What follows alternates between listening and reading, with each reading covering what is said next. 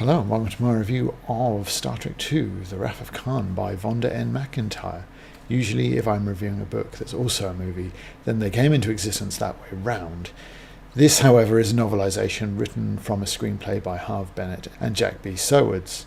If you were born prior to, I'm going to go with about 1999, just cause, you may not know what a big deal movie novelisations were. They were basically the only merchandise a movie would get before the dark times, before Funko Pops. My copy of Wrath of Khan is numbered as Star Trek 15. I can make no sense of the various series and their numberings, and the liars at Wikipedia say this is book 7.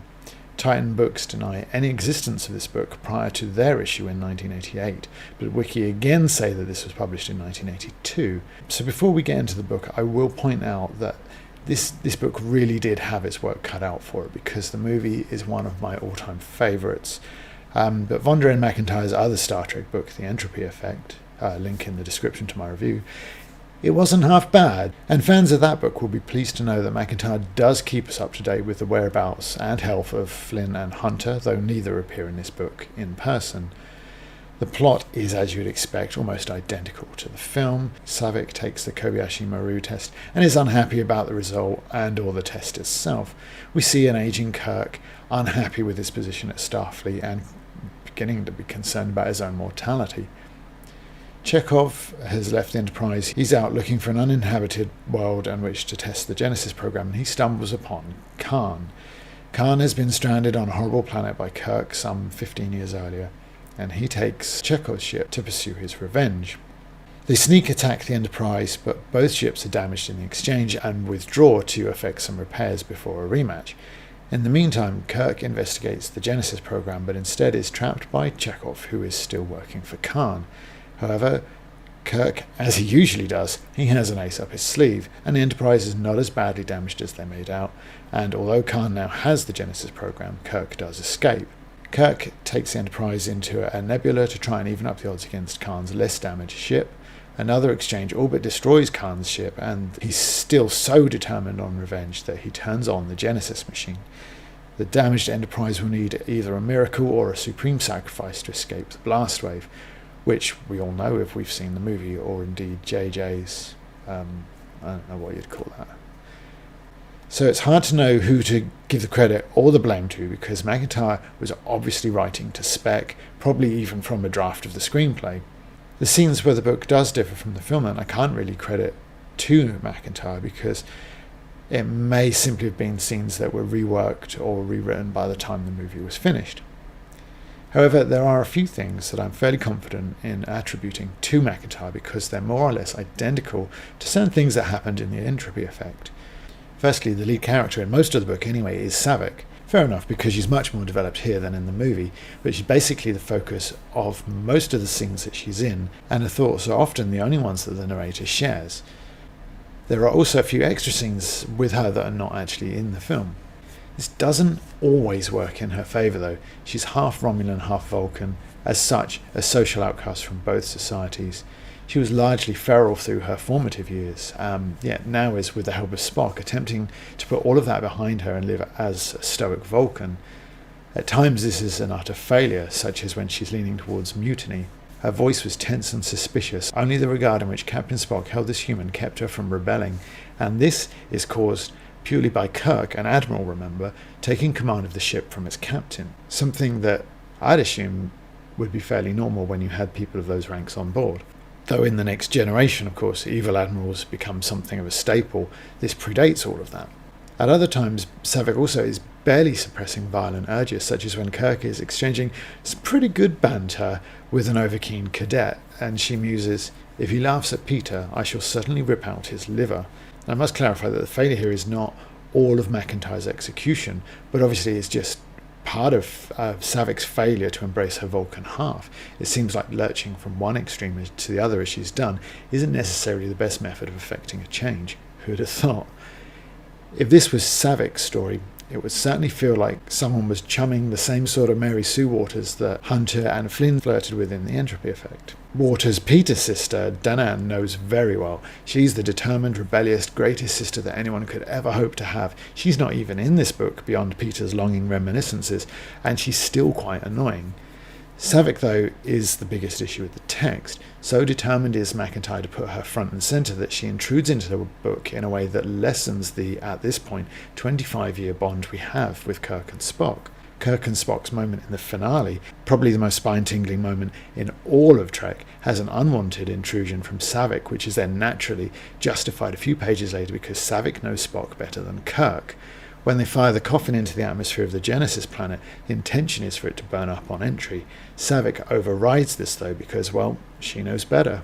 I do give kudos to McIntyre for the attempts with Savick. I think as a character, with her two hearts jarring, she would be a great lead in her own story, but this story should be about Kirk, as in the film. Savick is a distraction to the plot rather more often than she is relevant to it.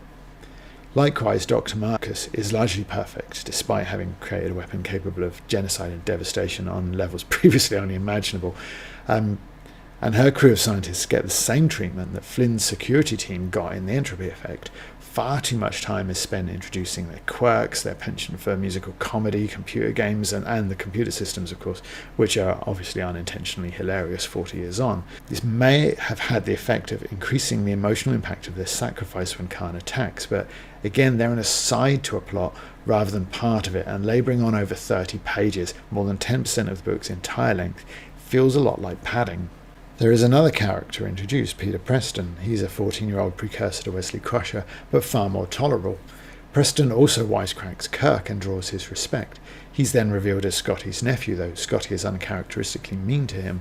He also has maths lessons from Mary Savick and naturally develops a crush on her. And I do accept I'm being a bit mean to Savick and to McIntyre here. Neither of them is awful, and Peter's crush in 1982 would have been in an entirely different zeitgeist, and it was okay here, and it would have been fine then. What this does do, aside from Scotty's behaviour anyway, is it makes Peter's sacrifice and his death much more powerful. As the only other addition other than Savick, it would have been really strong, but it's Dr. Marcus's crew that the novel could really do without. You can't use the same build them up and then wipe them out move on everybody who dies. Sometimes you just have to move the plot along. Peter Preston does, certainly outside of the classroom, and Marcus's crew do not. By far my favourite part of all of the original series Treks, the TV and the films, was the familiarity between the crew members. We're talking particularly here about Kirk, Spock and Bones. I really want to see more of them, not less of them, and all these extraneous characters make me feel like I'm getting a little bit shortchanged, because into this bag we're also throwing Khan and his crew as well. Though only his right-hand man Joachim gets any sort of development. In the movie he was very streamlined, the voice of reason against Khan's self-destructive behaviour, but in the book he's overcooked and is reduced to tears by Khan's violence. There are two problems with amping up the angst and melodrama in this way. The first is that the payoff in the book is the same as the movie, and that he doesn't do anything about it. After several pages of tears and insomnia and hand-wringing, that's less than convincing. The second is that all these scenes I get of Joachim are scenes I don't get of Khan, who's a far more interesting character to me. But maybe it's hard to write more than a couple of scenes of somebody baying for vengeance without it getting a little bit samey.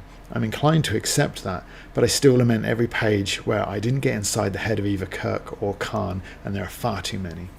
Kirk here is at the crossroads. His desk job at Starfleet is not a challenge, and as with all the best pioneers, people like Kirk thrive on challenge and stagnate and die without one. His lamentations of his lost youth, his hoarding of antiques with its obvious symbolism, is done justice here.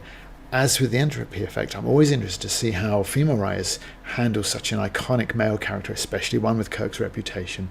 But it's much easier here because obviously there's a screenplay to work from. Kirk is also an older, more introspective character, and by the end he has a son, and one assumes, though we all know better obviously, he also has a family.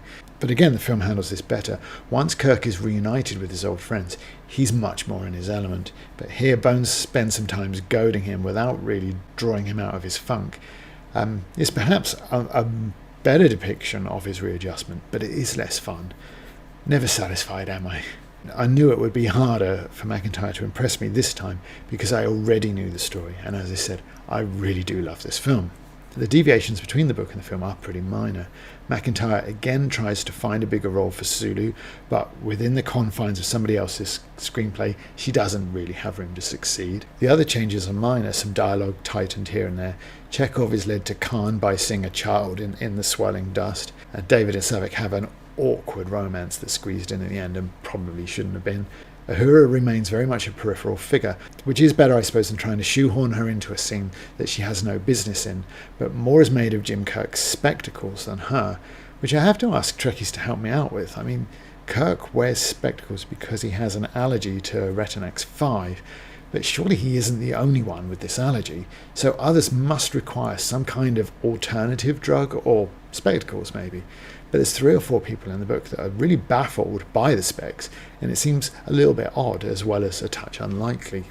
As is McIntyre's depiction of Ceti Alpha 5, a minor thing, but she says the planet has been scoured by eons of corrosive high-velocity winds.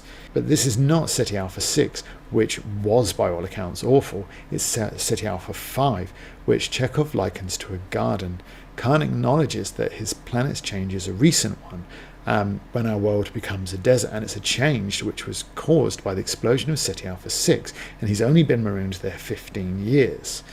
So how long is an eon anyway? I'm nitpicking, I guess. In conclusion, Wrath of Khan is a fantastic film. The novelisation captures much of that. Perhaps the issues are things that were ironed out in later drafts from the one McIntyre was working with. Perhaps they're problems she's introduced in trying to add and flesh out the support cast. The worst aspect of this, as far as I'm concerned, is that the extra characters take away time that could be spent exploring those that we love, Kirk, Spock and Bones. The Adventures of Saavik, a novel exploring her life to this point and perhaps even telling this story again from her point of view, might well be a worthwhile project, but here she's occasionally a distraction from the actual plot, and despite all of that, probably still isn't given enough room to properly explore such a complex individual. We get very little of Khan, which is a shame because that is, after all, his name in the title, and I would very much have enjoyed some more backstory and development of him. The movie, and I'm sure you've seen it, it doesn't have huge action sequences, but where there is an exchange of fire, the consequences are very real. Here we do get to see Peter's heroics that prompted Scotty's emotional response in the movie, and that's a very welcome addition. But the searing fire and the choking smoke of battle are otherwise quite limited. There's a lot to enjoy, but it's all in the film, along with the wonderful performances of the 3 leads, which is why I'd recommend the film over the book, though I've yet to read a Trek that I would recommend over TV shows and films anyway. By all means recommend me one if you have. The novelisation of Wrath of Khan will not eat up too much of your time and has enough about it for me to recommend it. And to put all of that down to screenwriters Bennett and Edwards, I think, would be to do a disservice to McIntyre, who's also working really hard to add to and develop that story herself. So this is my 3rd Star Trek video. Check out the others if you enjoyed it, and by all means recommend me your favourite Trek books in the comments if you want. You can also like, subscribe and all that jazz. Live long and prosper.